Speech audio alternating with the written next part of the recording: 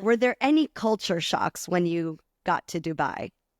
I don't think so. I mean, I think for me, I'm so fortunate that I had experience with the culture. Um, I'm trying to think of maybe something that surprised me.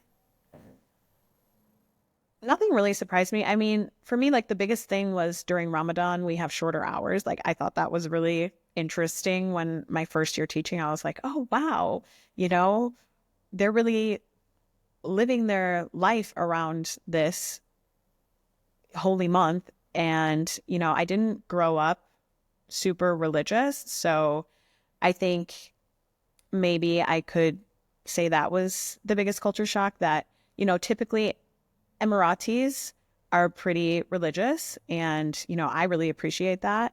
And I, I think even in Milwaukee, we do have a large Muslim population, but if you're not constantly around that population, you just maybe don't know as much about the religion. And so I feel like just seeing how devout people are here, that was maybe like the biggest culture shock. But otherwise, it, it's pretty westernized. So everybody speaks English. I didn't really need to deal with that. You can get any food that you want delivered to your door at any time of the day. So that wasn't really an issue. Um, So yeah, everything else was pretty typical. Ramadan is a holy month that just started, right? About Mm-hmm. 4 days ago, if I'm not Mm-hmm. mistaken. Mm-hmm. You said that you're working shorter hours. Mm-hmm. So, just in case some of our viewers don't know, can you share a little bit about Ramadan to the best of your ability? I can't. I mean, I'm Muslim, so I should be able to. You are? I am. So yeah, I actually reverted to Islam last year, like Wow, officially took my Shahada. So that's amazing. Okay, I'm so yeah. glad this came up.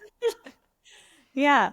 Um, so Ramadan is one of the requirements, I guess. I don't know a better word, for Muslims, and it's a 30-day fast. So we fast from sunrise to sunset, and it's no food, no water.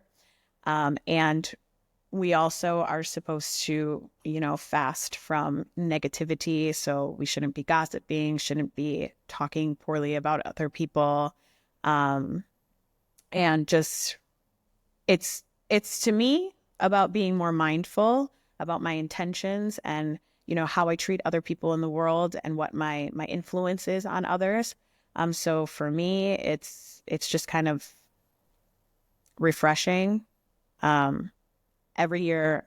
I have been fasting for a couple years, but it's just, I feel my healthiest after Ramadan, like not just physically, but mentally and spiritually as well. So we do work shorter hours. And even on Fridays, the students have the option to um, do like homeschooling. They can stay home.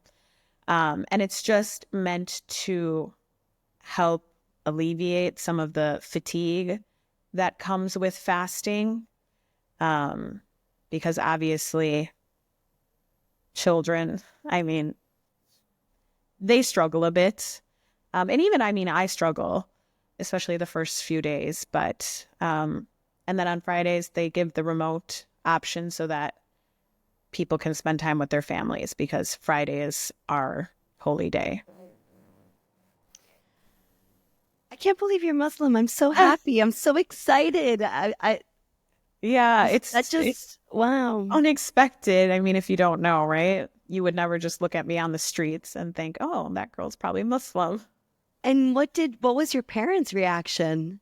Oh, so again, I'm going to get emotional.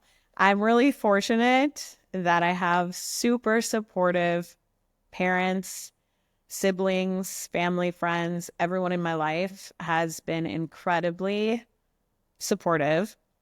And I actually waited until I was in Milwaukee to take my Shahada because I wanted my family and my friends there. So, um, my sister, who is super religious. I would say she was the one who struggled the most. And I wouldn't even say she struggled.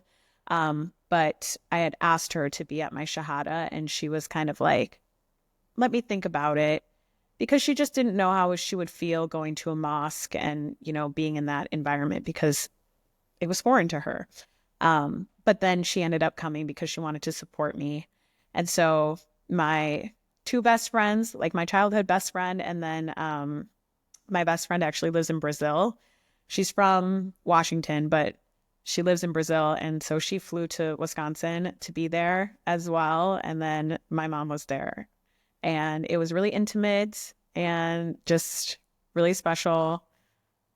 And I'm so, so happy that I waited until I was home. I mean, I would have loved to do it here, because this is obviously where I really fell in love with the religion and really studied it. But I think I needed to be home to know that it was real, because I don't know if you've ever experienced this, but when you live somewhere else, you feel like you're a different version of yourself in that place.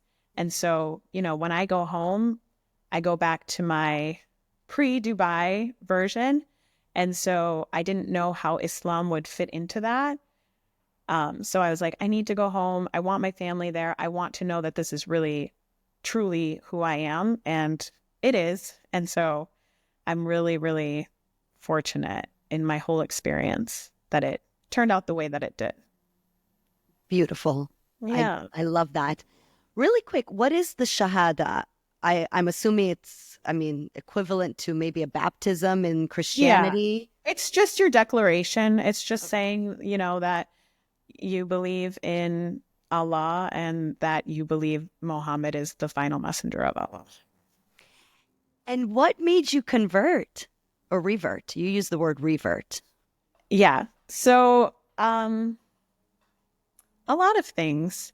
I guess, to me, I've had a lot of experiences in Milwaukee and in Dubai where people have done really nice things for me, and I'm going to get emotional again.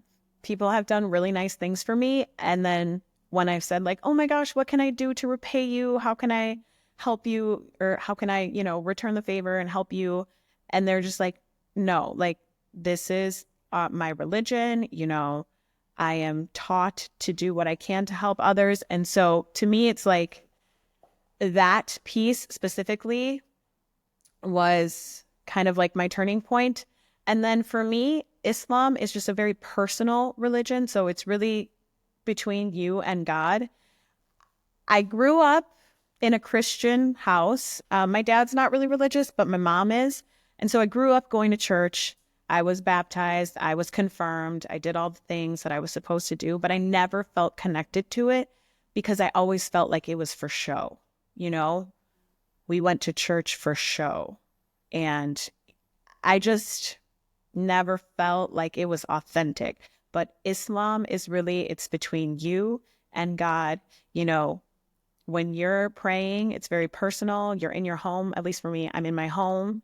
And I just feel like it's all about intention, and it's just about being a good person. And so I was gifted actually by one of my family member of one of my students. I was gifted a Quran, and I read the whole thing. It was translated into English. So I took what I could. And after I read the Quran, I was like, okay, this is it. Like, I finally feel like this is the religion for me.